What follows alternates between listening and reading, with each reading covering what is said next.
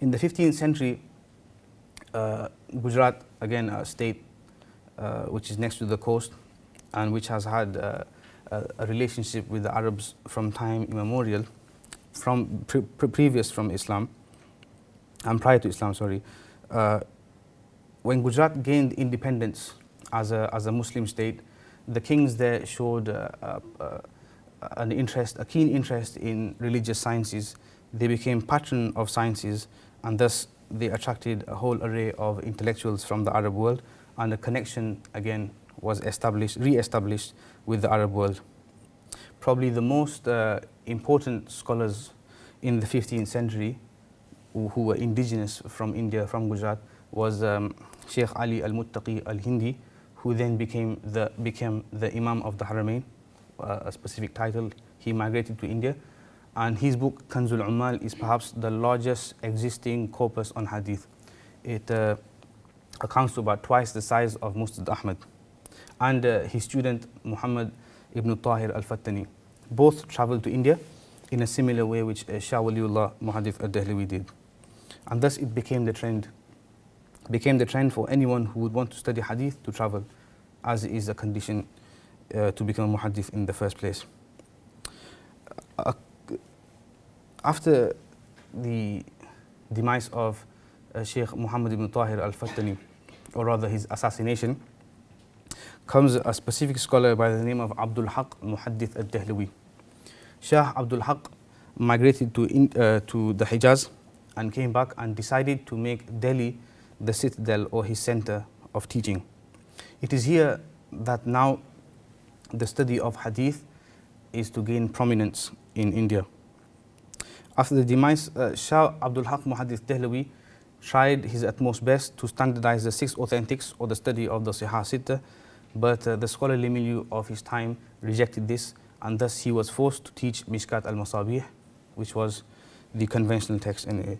Nonetheless, what he managed to do is to write perhaps the most formidable and definite text or commentary on Mishkat al-Masabih, known as Lam'atul Ashi'ath, I think, yes.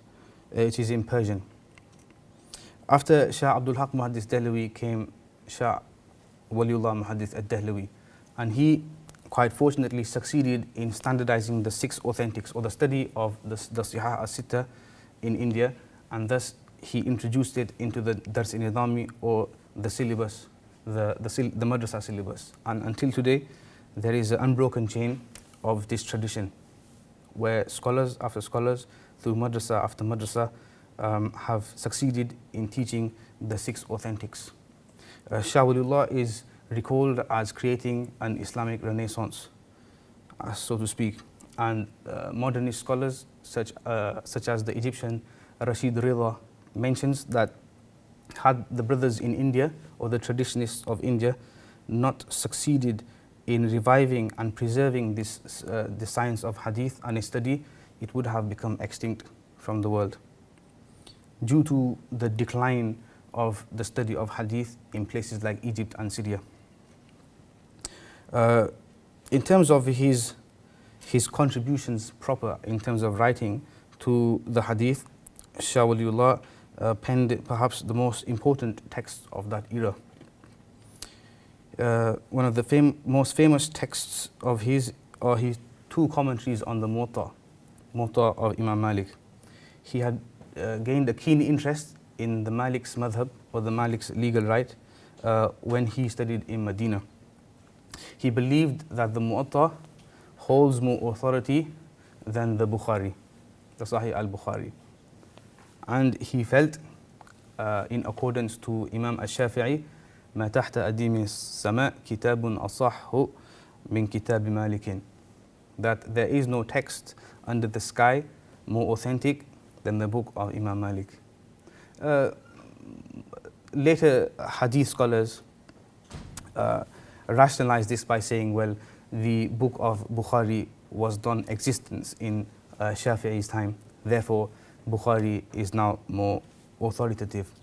But what is striking with the Muwatta, according to Shah Waliullah, is that what is important to Shah Waliullah is practice. More than the Hadith being Sahih or the hadith to be authentic is practice.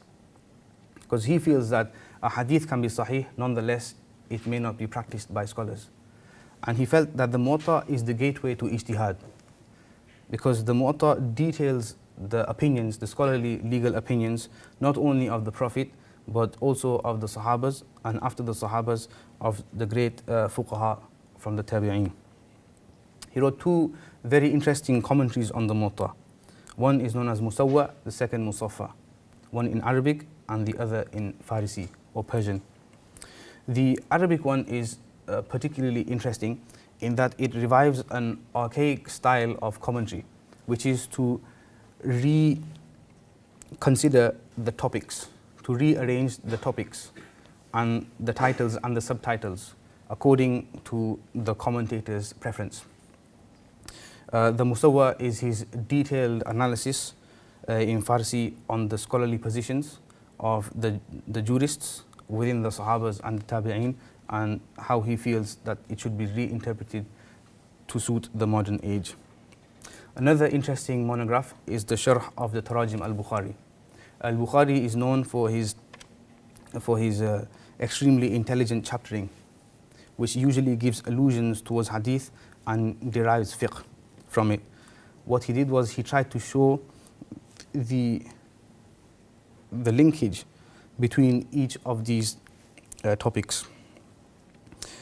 And then we must go on to his most famous, his magnum opus, which is Hujjatullah al-Baligha, which incorporates a book which I feel is perhaps most pertinent to today. A monograph titled Al-Insaf fi Bayani Asbab al-Khilaf, to do justice to approaching the differences of opinions within scholars. And what he mentions in the foreword of the Hujjatullah al-Baligha is how he feels the most important aspect in studying hadith is trying to derive what he classes as Asrar al-Sharia, what has been translated as the inner dimensions within hadith, to look for the spirit of the law as well as the letter of the law. And in this he manages to show that most of the differences that arose in the Prophet's time within the jurists was due to their relative understanding of what he felt was truth, what he felt was the reality. And he tices this reality, or he describes it as being the illah, or the effective cause. And he felt that all four schools have managed to pick up, detect a specific angle of the truth, and one of them has grasped the very reality of it, or the true spirit of it. And thus he built a case for trying to reconciliate between many of the arguments, previous arguments in the past. What is most striking of this text is he manages to reconciliate between the old age contention between ijtihad and taqleed, between independent reasoning and following. He also reclassifies ijtihad and mentions that a person can be a mujtahid on one single issue too, on a single issue. In terms of taqleed, he invokes the position of Ibn Hazm and then criticizes it. Ibn Hazm believed that taqleed is impermissible, whereas the Shah believed that in reality it is unrealistic for the average layman to become a mujtahid.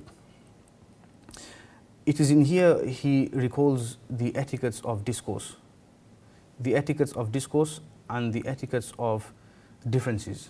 He feels that every individual has the right to hold his opinion, and demonstrates that the earlier scholars had a greater level of laxity than what we see in front of us. He gives, for example, a citation from Imam Ahmad ibn Hanbal, where he was asked under a specific case that would you pray salah behind an imam who, according to your madhab, has broken his wudu? That makes sense.